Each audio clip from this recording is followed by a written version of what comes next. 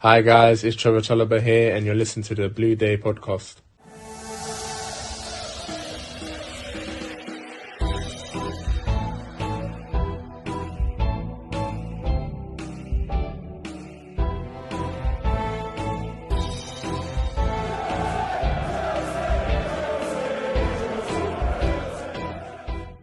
Fellow Chelsea supporters, here at the Blue Day podcast, I am pleased to welcome our guest on the show today. He made a total of 38 appearances for the club, keeping 12 clean sheets. Plus, he played alongside the likes of Pat Nevin, Kerry Dixon, and Steve Wicks. Here is Tony Godden. Tony, welcome to the show. How are you? I'm fine, thank you. Yeah, very well. Tony, I just want to start the interview, as I've done with me previous guests, by sort of going back to your early days and what influences did you have when it came to deciding to become a professional footballer? Well, I mean, to be truthful, I was at Gillingham as a youth and then finally an apprentice, and I was playing in their youth team like a year above type of thing. I was a year younger than everybody else, and I just enjoyed it. And it was, I mean, I started off as an outfield player at school as a centre half, and then one day our keeper didn't got injured, and I'd volunteered to go in goal, and I stayed there ever since. And I started playing in goal really when I was about 15. So it didn't start from the very beginning. I was a centre half. And who were your footballing idols growing up as sort of a young lad? Oh, it was always, I mean, I was a Chelsea fan. All Right. my family and my brother and cousins, they're all Chelsea fanatics. I mean, my cousin's got CFC tattooed on the back of his calf, like, you know, right up his calf. He's a real nutter. But yeah, no, they're all Chelsea fans. And I mean, I was the likes of Peter Osgood. I mean, my idol was Peter Bonetti.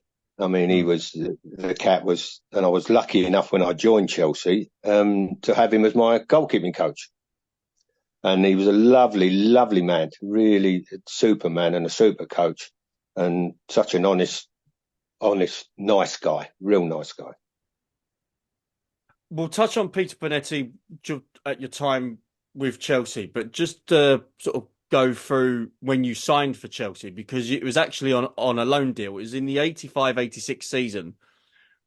You signed initially on loan from West Brom, whereby you stayed for quite a while before that. How did this move come about for you? It was what it was. Ron Saunders come in as the old ex-Aston Villa manager, come in as West Brom manager.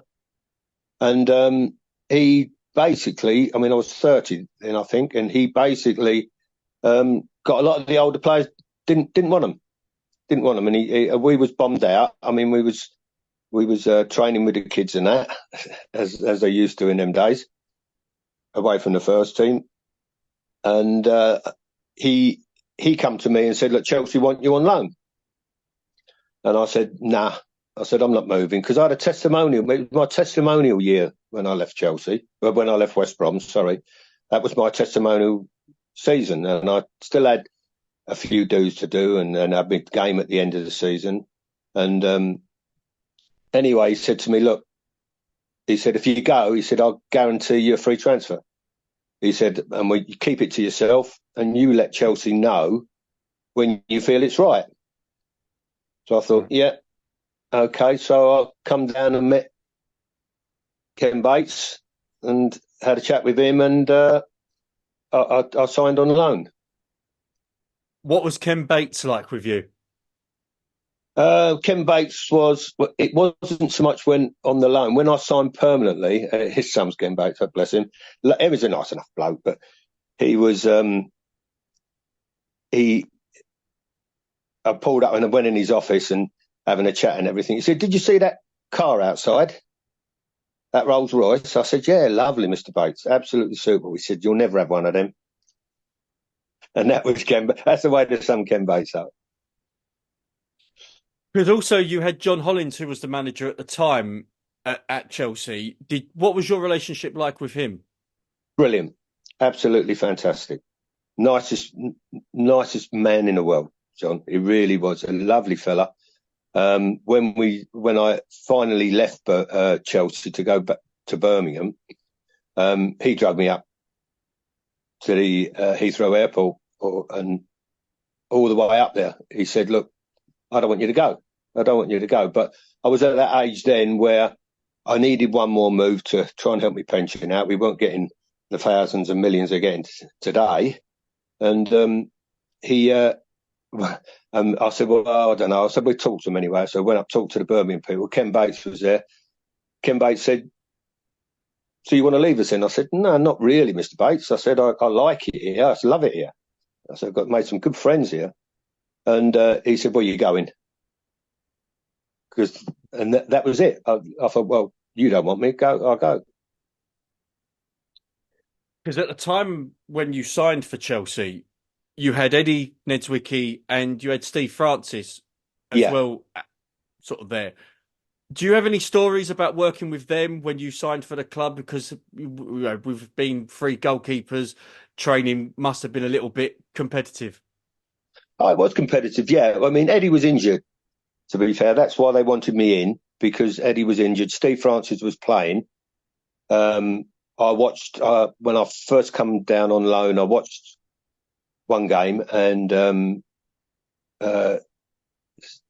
Steve, he did okay in that game, but then the next game, Johnny Ollins put me in, and I stayed in then. But and Steve Francis, I think he went on loan to QPR, if I'm right. He did go out on loan somewhere, and but Eddie was injured a lot of the time. He did come back into training for a short time, but then his injury reoccurred and he went. But it was mainly there was me, Steve Francis. There was they brought in the lad Roger Freestone come in as well, and it was the camaraderie between keepers is second to none.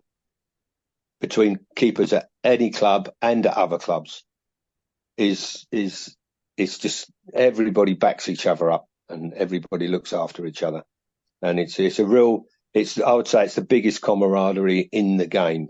It's better than outfield players. They're always there we're always there for each other. And I'm still on a thing now where I get so many photographs and so many comments and likes from other keepers about different posts that we all post, and it's it's really good, really. This keepers are a one-off, definitely.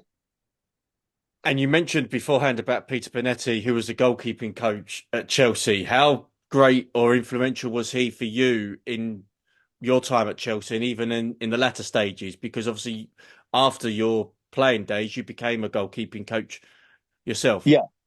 Well, Peter was he instigated that in my head, really, because he was such a good coach, very mild mannered man, and I've been to a few clubs as goalkeeping coach, and I always tried to not emulate him, but the way he taught me, he explained everything. It wasn't do this, do that, drills. It was, we're doing this because. Right. And if you questioned him, and I've had keepers, question me over the time, some top keepers question my coaching over the time, and I just went back with what he used to say. Try it. Just try it, see, and then tell me you don't think it's right. And I don't think I ever got one bad response from it. And Peter was the same. He just said, just try it. But then again, and when I first had Peter was my first goalkeeping coach I ever had. And I was 30 years of age then, because we never had goalkeeping coaches as such at other clubs, and he was my first goalkeeping coach. And it was quite an excitement I idolised him anyway.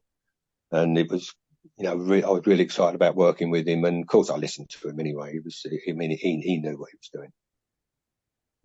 Now, to touch on your debut, because you made your debut against Ipswich, as you mentioned before, when John Hollins put you in. Do you have any particular memories of your debut against Ipswich? No, I think I did okay. I can remember I did okay. I think we drew that game, didn't we? Was it 1-1 or think it was 1-1. Believe so. Yeah, let me just Yeah. should be able to double check that. Let's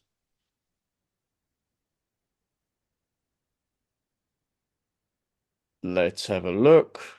Let's have a look. I've got it here somewhere. Here we go. Let's brush up. Once this starts going. Modern technology, folks.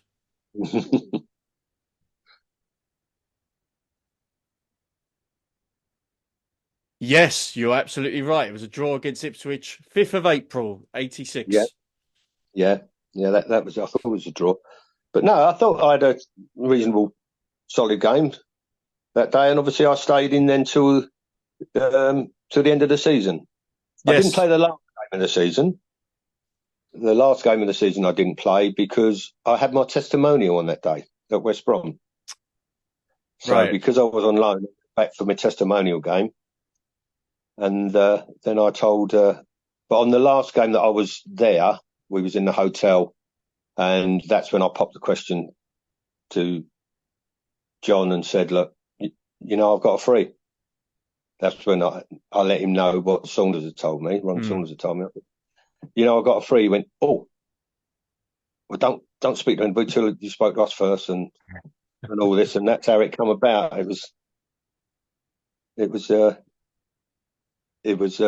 just over it was a Friday night away game. It was just in a hotel, and I just popped the question to him. I said, "If you want me," I said, "I'm on a free," and he was made up with that, and he was over the moon. So then we did the deal through the summer.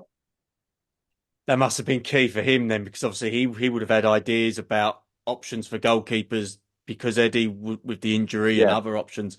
So you must have made his day by saying that. I would have thought so. Yeah. He did seem quite excited when he went a free. They're letting you go on a free, and I said, "Yeah." I said, "I've got a promise from Ron Saunders that if I come to you on loan, he'd give me a free end of the season. My contract's up." So then that's. I think we went away to Cyprus that year. Yeah, I did. I remember rightly. I went away on holiday to Cyprus with my wife, and I bumped into. You remember the boy David Cross, played for West Ham? Name rings a bell. Forward, yeah.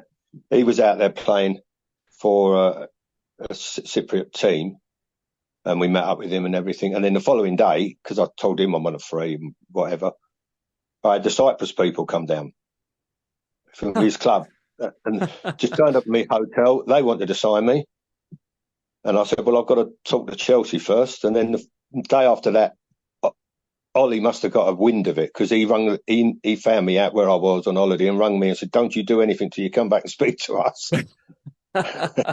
Which I didn't. I mean, I kept my word, and then I went back and signed for Chelsea.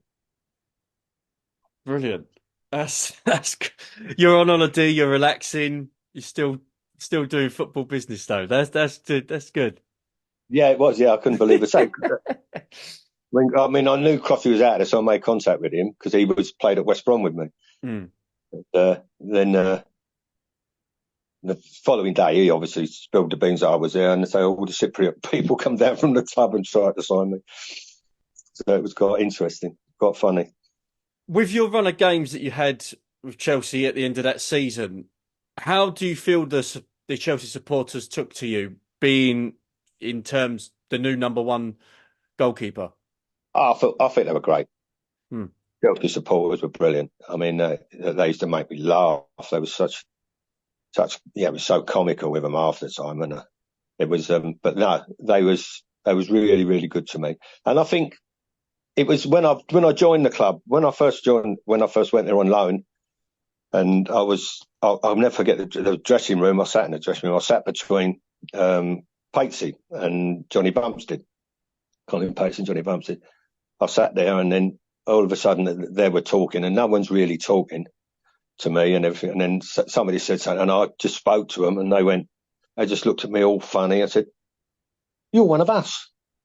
I said, "What do you mean?" They said, "You're a Southerner." I said, "Well, yeah." I said, "I am." He said, we thought you was a Brummie." He said, "Because you've been up there that long. They expected me to have a Birmingham accent, and I was from like Birmingham, West Bromwich area, the Black Country." And after that, we was best. Well, me and Patesy still talk now. We're best of mates. Yeah, Patey's godfather to my daughter, one of my daughters as well. So it's lovely. Oh, wow. That's nice. Yeah. One thing I did want to mention when I was doing my research was your record at Old Trafford against Manchester United. Now, it is quite impressive. There was a game in particular whereby you saved not one, but two penalties. Yep. And you actually had a decent record with Chelsea in the space of a few months, obviously moving on to the next season. Do people still mention to you about that particular moment, especially with the double penalty saves against Man United? Because it didn't happen often whereby keepers would save two pens in one game. No, it did, and it was at the Stratford end there as well, which was nice. But it was two penalties in the space of about 5 minutes. I mean, I remember a lot of the games, but people talk about a game, then I remember things in the game. And I mean, Kerry Dixon scored after 3 minutes, and then it was like the Alamo, and then they got two penalties in the space of 5 minutes, and so I was lucky enough to save both of them. One was from he just come on. I couldn't believe he was taking it. Young Danish lad, I think he is. Jesper Olsen was one, and the other one, the second one, because he missed that one, I saved it, and then was Gordon Strachan. And it was the other side. I went one to me left, one to me right, and it was. But it was. People remember that game because of the penalty saves. Yeah. But I would say, taking them apart, that was my best game for. I pulled off numerous saves. I must have had half a dozen good saves, and I remember nearly getting me head kicked off by Brian Robson on a through ball and bouncing up, and which was that was weird because he was a teammate of mine at West Brom for years. But no, it was a good game, and it was just, I think it was, if I'm right, I think it was one of the first live Sunday TV games. That's right. Yeah.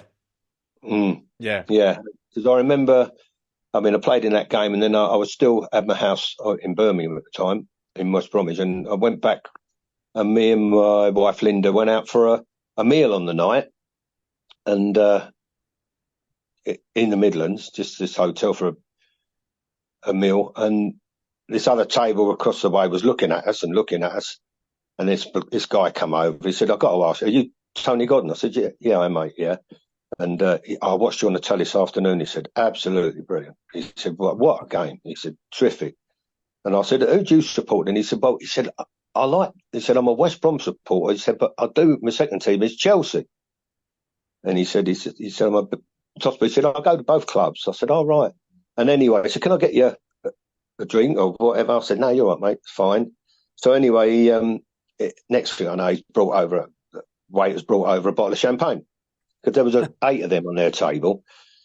And he just put it, they said, "That's from the table over there." I said, "Oh, well, thank you. Cheers, mate." And then at the end of the night, when we come to pay the bill, his table had gone, finished and gone.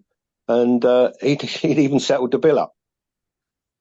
Wow. And I thought, really nice of him. That was really nice of him. I never got his name or nothing, but he was a nice fella. Yeah, nice really touch, was. Yes. Mm. It's a shame you couldn't play Man United every week, I suppose. That would have been... Yeah. Well, it was funny, really, because I remember, I think it was the interview after that game, I said West Brom, Man United should have bought me. Because I was actually going to sign for Man United the season before. And then the West Brom wouldn't let me go because Ron Atkinson had left the club, and he took Remy Moses and Brian Robson with him. And of course, I was the big crowd favourite at West Brom, being there a long time. And the deal was done. We played Man United away, and I actually sat, because I travelled with the team, but I wasn't playing then.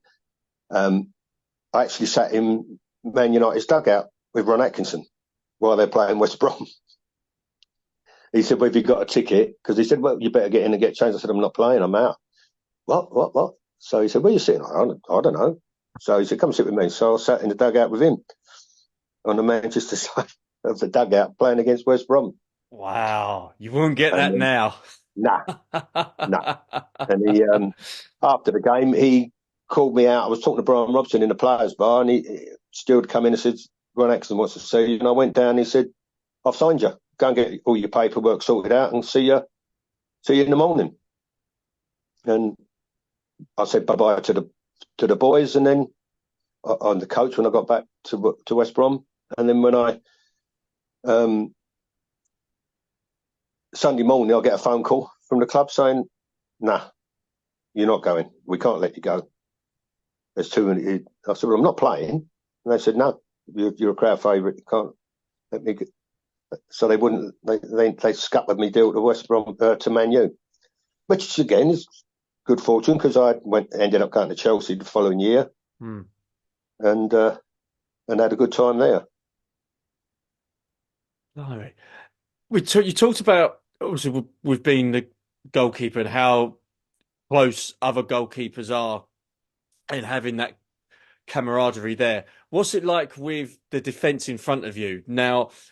What sort of stories do you have of, dealing with the defence, and sort of, so for example, how crucial is it for a goalkeeper to have that partnership with the back four or back three, whatever sort of tactics there are, in terms of getting a solid foundation that leads to success?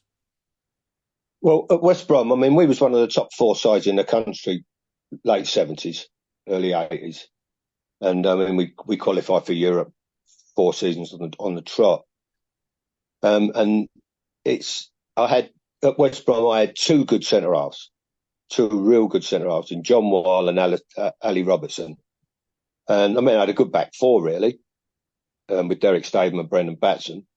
But then when I come to Chelsea, and I was a talker, I always talked and organised, and I never looked. If we got a corner down the far end, I'm still organising the halfway line defensively. I'm ignoring the corner down the far end. And when I come to Chelsea, I just did the same. I talked, I organised, and the players there were good lads at Chelsea then, good lads. I mean, my centre halves were Joe McLaughlin and Patesy, and then I had people like Spackman, Johnny Bumstead, Jerry Murphy, Pat Nevin, and you would go through them names, and that was a good side on paper, real good side on paper, and we did when we clicked, we was a good side, but I respected them and they respected me. I think that's the way it works out. But I learned from the best. I learned from John Wall and Ali Robertson at West Brom because I was a kid and they was, maybe 6, 7 years older than me at the time. And I learned from them. They were good pros. They were good pros. And so the relationship I had with Patesy lived not far from me, and his wife at the time and my wife got on, and we both had kids, 2 daughters at the same age, and that. So only babies, like, and it was. We had a good time. And my wife didn't want to leave when I said, "Well, we're moving." She didn't want to go because the camaraderie at Chelsea then and the social life we had was brilliant, absolutely brilliant. We'll touch on Chelsea sort of in the later sort of stages, but the results were a little bit inconsistent at the time. What would you put that down to? Because you just sort of touched on a few of the players, and you said, on paper Chelsea did have a decent side, but the results weren't there, and we would say beat the top sides, but then lose against the teams that we were expecting to beat. In sort of that time, what did you think that was down to in terms of the amount of inconsistency there was for Chelsea? I couldn't really put my finger on it, to be truthful. It was just, it's just the way the season went. When you had that in most teams, apart from maybe in today's era, you got your teams that are winning and winning and winning, your top 2 or 3 sides with all the money. But in that era, it was a bit we was a bit inconsistent, but we did play some good games. We had a very skillful side as well, and everybody liked everybody. That was the thing. The camaraderie was good. So I can't really put my finger on it why you're inconsistent, because most teams were a bit inconsistent in them days. It was very rare that you had a team that would win week in and week out all the time. It definitely wasn't down to the manager or the training. I mean, Johnny Hollins was a superb manager. Really was. Lovely manager. And he, and the training was good. We was up at near the training ground at Heathrow then. Harlington, yeah. Yeah, Harlington, yeah. And it was, the training facilities were very good up there for us. And so I enjoyed going in every day at Chelsea. Yeah, I did at West Brom when we were doing well, but then it turned sour at the end. But at Chelsea, I really enjoyed going into training. Because it was the 86-87 season that you were in the side, and then you lost your place, but then a couple of months later, you then regained your place, and then you was having another run of games. Did this sort of cause a little bit of issue with you in terms of wanting to play week in, week out because of the competition there was at Chelsea for the number one goalkeeping spot? Oh, no. I mean, obviously I wasn't happy because I was like 30 odd years of 31 then, or maybe years of age. And I wanted to play as much as I could because I was lucky enough in my career to play regularly. So, no, I mean, Johnny Hollins said his piece. I respected him for that. And I think Eddie come in for a bit. And Eddie was the number one goalkeeper down there before I got there. And Eddie made a bit of a comeback. And then I was back. It didn't work out for Eddie, so I managed to get back in.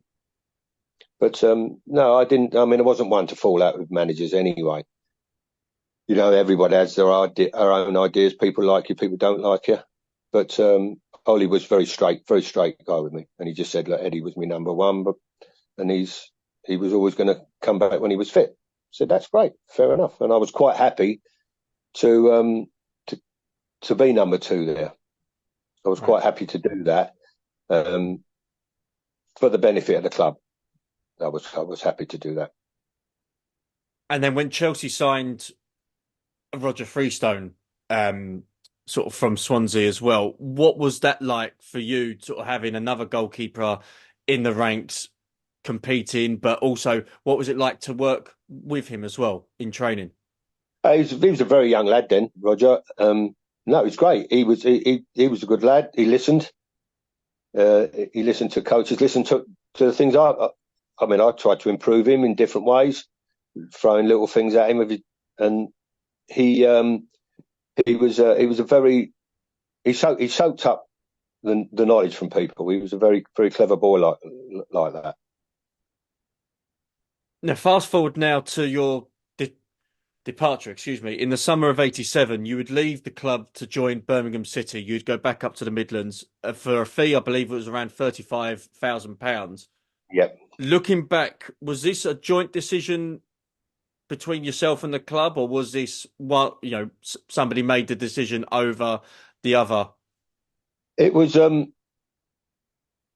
we went to when we're driving up to the hotel to meet the Birmingham people with Johnny Hollins, we met Ken Bates at the hotel.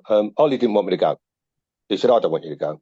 He said, I want you to stay here. You know, you're going to be, he even said to me, you possibly, he said, a good chance of starting regularly next season and this and that. He didn't want me to go. And when I got up there, Ken Bates says, so you want to leave? I said, not really, Mr. Chairman, but, I feel as if I need to have maybe because I'd been at West Brom for 11 years, hadn't had the moves. I mean, you got a little bit of money for your pension in the moves in them days. And he said, if you give me 35 grand, I said, what?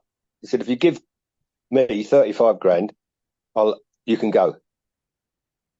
And I went, well, you're not getting 35 grand. I'm sorry, I'll stay. And then next thing I know, he's gone and done a deal with the Birmingham people, and that's what he got. Wow. So he was a shrewd fella, but nice fella. He was a nice fella. What was the conversations like between you and Birmingham? Was it amicable? Was it a case of, okay, if, because as you said beforehand, if Chelsea are not looking to keep me, this is the best option for me? The reason I moved to Birmingham was I played with the manager, Gary Pendry, at the time. He played at West Brom. He was a Birmingham player, but he came to West Brom as well towards the end of his career. And the assistant manager there was Tony Bomber Brown, who was an absolute icon at West Brom. He still is now. I mean, they've got a statue of him out the front. He's an absolute icon. Still works for the club now in corporate on match days. And he holds the goal scoring record, appearance record, everything. He's been there. He was there for years and years and years. Years before me, he played with Astle and people like that when they won the cup final in '68. And yeah, he was still a best player when he played in the same side as me in midfield. So he was them two. I knew them two. I respected them two, and that's the main reason why I went to Birmingham City. And it was it didn't work out for me. Well, going to Birmingham, it's the crowd never took to me because I was a West Brom player. Right. So they never really took to me at all. So I left there, I think, halfway through that season. Right. Okay. Interested. You say that you took the time to obviously go up to Birmingham. It didn't work out, and as you say, within a year, you then moved on. Yeah. Well, I went on loan from there. I went on loan from Birmingham to Sheffield Wednesday. Right. Yeah. Because Ron Atkinson then got sacked from Man United, and he took me to Sheffield Wednesday on loan because he was my manager for like 5 years at West Brom. West Brom. Interesting. Well, you talked about the story with him trying to sign you for Man United. At least he signed you then for Sheffield Wednesday, at least. Yeah, he did. Yeah. he always says when the Chelsea Man United Chelsea game, he always tells people, he said, I got him the sack because he was under a bit of pressure and saving the two penalties. I think 2 games later he went, and he said that's the B that got me the sack from Old Trafford. Just laughing, but yeah, he was a good manager. He was a good manager as well. Him and Johnny Hollins were very similar. Johnny Hollins was a little bit quieter than Big Ron, but Big Ron's was a big facade about Champagne Charlie and all this. He never drank champagne. Had a glass in his hand, but he never took a sip out of it. It was just what the press did to him. But he was, but their mannerisms, and you'd run through a brick wall for both of them. John Hollins and Ron Atkinson, you would run through a brick wall for both of them because they were total football men, proper football men. Well, speaking of something that is part of football and it looks like it's going to be here for the foreseeable future, it's not looking it's going to go away, is VAR. Now, Tony, every sort of guest I've had on the show, we've talked about it, tried to get sort of their opinions on it, whether they're for it or against it. So the ball's in your court, Tony. What's your take on VAR? You a fan of it? Do you feel it needs to be scrapped or at least changed? What's your take on the technology? I think it's the worst thing that could happen. But when it came in, but it had to happen because of television playing replays all the time and slowing them down and picking up referees when they got it wrong. But so that's why it had to happen, I think. But it'll never be right, in my opinion, unless you get ex-footballers on in the panel. It's referees running it for referees. The people in the VAR studios are running it for the man in the middle, and vice versa. And until you get a footballer, ex-footballer, in that studio looking through that and help making a decision on that, it'll never work. It'll always be picked up as, wrong and in different people's opinion, it's wrong. So that's my take. My take is that referees will never ever criticise referees. And that's, it's like the fourth official. I used to, when I started coaching, I used to have a wind up with the fourth official, and like a foul in the first 5 minutes of the game and everything. I just turn around and say, that'd have been a booking. I said, if that was 5 minutes of the second half, that would have been a booking. No, it wouldn't. No, it wouldn't. I says, I'll have a bet with you. We'll wait and see. And 5 minutes in the second half, same type of foul, it's booking. And I just, that's crazy. Yeah, and if that's what it's, because they'd never. And there was another situation when I was on the bench where I said to the fourth official, "Ref, you see that? You see that? You got to tell the ref. You got a mic. Got to tell it's not working, Tony. It's not working." 3 minutes later, he's talking to him. They would never criticise. They won't criticise each other. They won't criticise each other. So it's not going to work till a player gets in there and gives his opinion on the verdicts, and then I think it'll possibly be better. Well, speaking of criticism, and there has been a lot of it this season, and that's Chelsea of 2024. This season, it's been a little bit iffy, with Pochettino and the new players, new little style that they're trying to implement. There's talk of, Poch trying to bring certain players in, or there's certain players that are not fitting the idea of what Poch wants. Results have been very inconsistent. Performances have been pretty much terrible most of the season. What's been your take on Chelsea of 2024?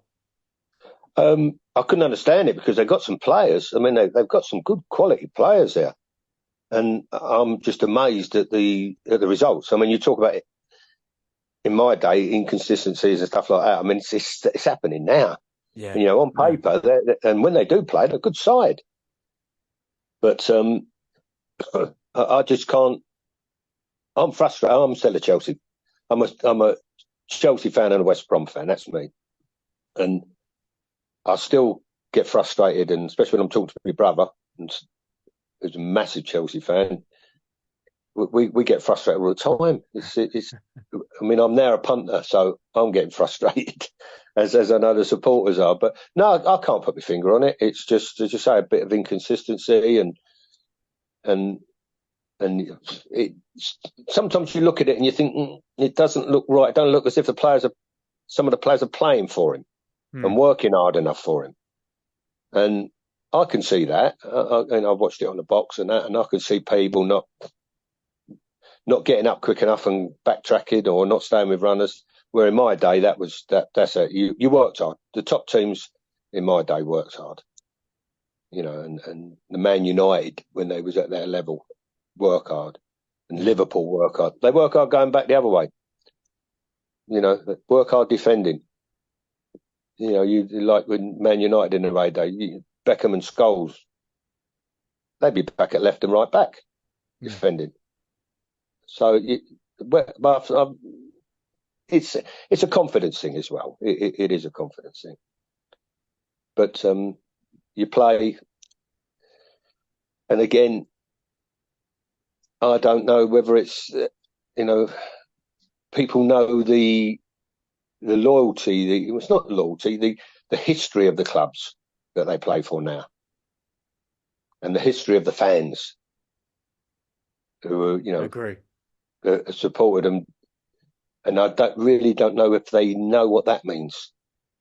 A lot of the time, local derbies, I don't know if they realise how important. It's easy to say yes they do, but I don't know if they really do when they get out there. Because we had a lot of derbies when I was at West Brom, a lot of derbies. With local derbies, Birmingham, Wolverhampton, Aston Villa, and it was they were good derbies. They were what you call, you had to be a man to play in them. You really did. But but now, I mean, not criticising the foreigners and things like that. I just don't think whether they understand the history of some of these games and the history of the supporters and the will of the supporters. So, but I might be wrong. I might be wrong. Final question, Tony, and for this interview, how do you look back on your time at Chelsea Football Club? 2 words: I loved it. Absolutely loved it. It was a great club, great camaraderie, great bunch of lads. I mean, I was lucky to come from West Brom with a great bunch of lads, and it turned a bit sour later on in it. But I then went to Chelsea with a great bunch of lads, and they were dressing room, training, playing. Nobody fell out with anybody. We all got on, and there's certain situations where they accepted different things. Where now I suppose they'd moan about it and gripe about it, but it's just a make-up of each individual player. But no, the manager was good.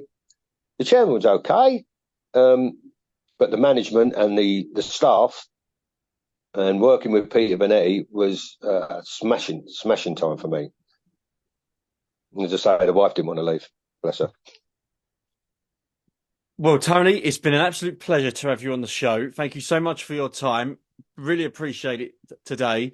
And hopefully, we'll see you back at the bridge quite soon as well, cheering on Chelsea again. Yeah, we'll do. I'll have to pop down. Tony, thanks very much and all the best. Cheers. Bye-bye. Okay. Bye.